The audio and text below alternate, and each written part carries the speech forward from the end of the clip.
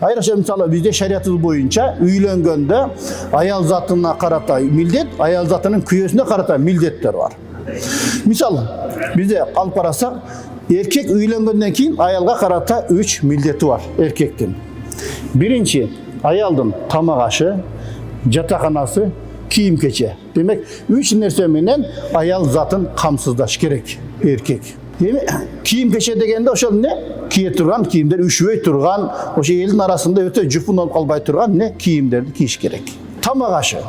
Тамак ашы дегенде, мисалы бизде азыр тамаша иретинде айтканда, күндө эт алып бере албасаң дагы картошка менен багаласыңбы? Ошондой бир жашоо болуш керек. Анан жатакана, үй сөзсүз түрдө болуш керек. Мына бизде кыргызда сөз бар го, катын алсаң отун ал деп. Ошол себептен бир эркек үйлөнөрдөн мурда үйдүн шартын караш керек.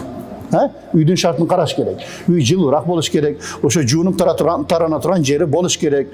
Ошондуктан бул эркектин милдети ошол экен.